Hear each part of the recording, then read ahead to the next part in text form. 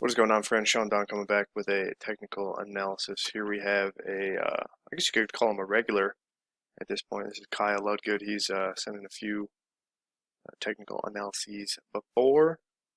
So, yeah, I love to see that consistency. I love to be able to see somebody's progression and how they kind of take to the cues that I provide for them. So, if you guys are interested in a technical analysis or any online coaching services of your own, go to my website, gripandrip.co.co, not .com, because that domain was taken.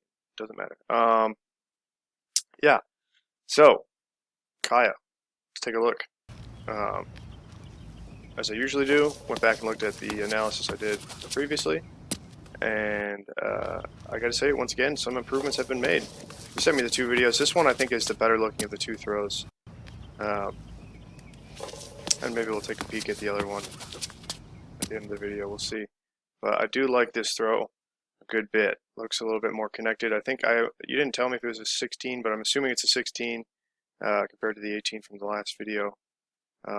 So looks a little bit more connected, a little bit more energy, a little bit more direction and tension.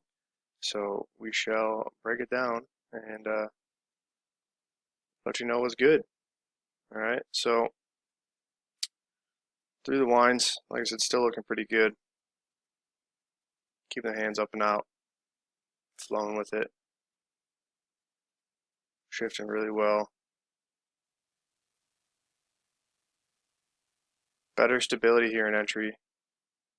Feet, legs turning together. Love to see that.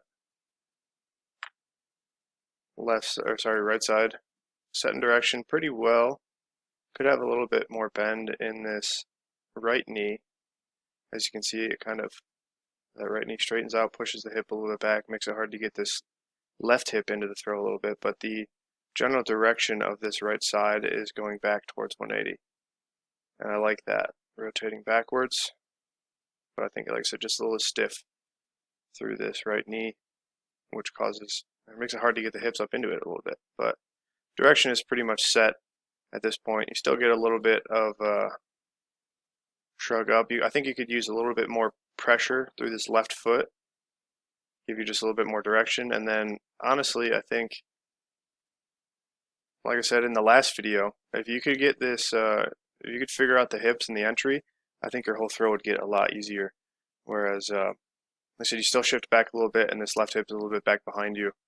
If you could feel this left hip kind of working the ball around and working with the ball around, it's turning with it better, but then it's still just a little bit far back. If you get your hips, like you imagine your hip socket is right here, you get your hip socket just a little bit more forwards, a little bit more bend in this right leg, hips a little bit more forwards.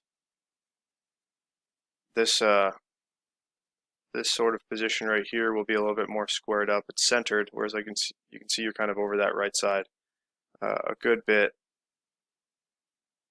I think you just, like I said, if you look at the overall torso as you go through single support, you can see how much your body kind of shifts around and lands over this right side, which isn't a bad thing, but I don't think it's the most efficient. Or perhaps another thing you could do is through on entry, let the ball go around, and then immediately start trying to get some separation. Rotate both of your hips. Technically, your right hip needs to come back. Your left hip needs to go kind of a little bit more direct towards 180, and then try to rotate your hips and get a little separation on this catch, because you can see there's just not much separation. You kind of, as you turn, you land kind of in the same position that you have at the end of double support, which isn't bad, but it's not as optimal as it could be. So yeah, if you look at this position, shoulders, hips, pretty square with the ball, which is good. But then as you come back around on the catch, shoulders, a little bit of separation, but just not that much. Maybe trying to get those hips a little bit more underneath you by creating a little separation, keep that torso upright, might make you feel a little bit more powerful. But either way, you catch, and then this left shoulder is going up big time. You can see the left leg pretty straight. You're quite high in the legs here. But that being said, your direction is better. you're getting a little bit more of this pendulum through 180, back to 180 as the ball goes through 0.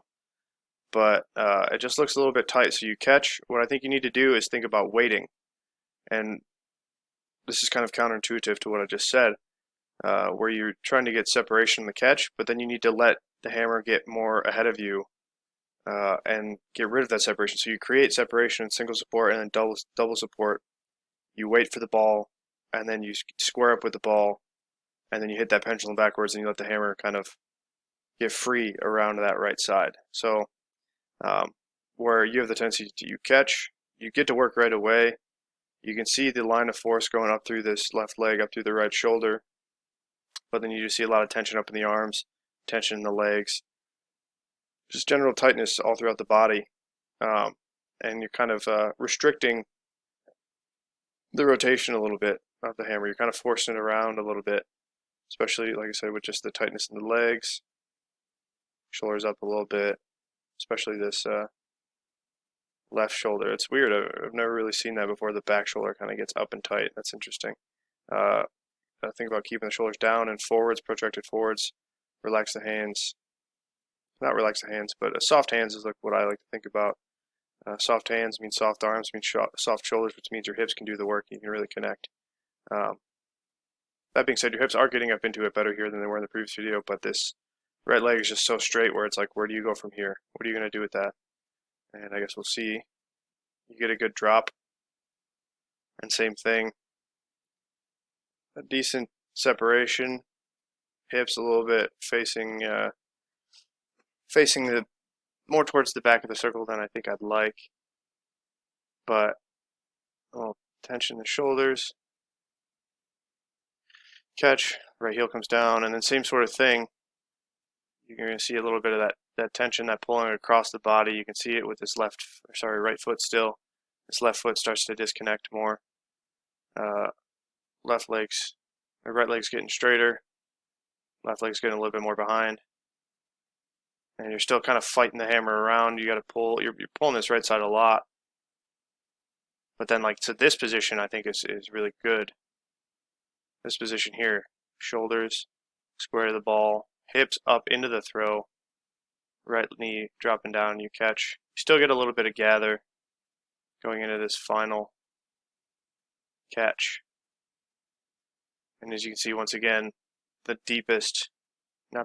shallowest catch, the least amount of separation. Balls after, I guess, 90 on your side, or 270 since you're left-handed, but a stereotypical right-handed thrower, this would be 90. So just after 90, you're fighting to get that separation, get your hips up into it, and ball going down the middle of the sector. So, looking at the throw as a whole, one more time through, good orbit, decent direction with the orbit. But that right side is just very overactive. You got to stay square with the hammer a little bit more. I recommend maybe some slow drills, staying square with the upper body, and then, like I said, creating some separation. Single support, waiting for the hammer, and double support, and really trying to connect the hips, relax the shoulders.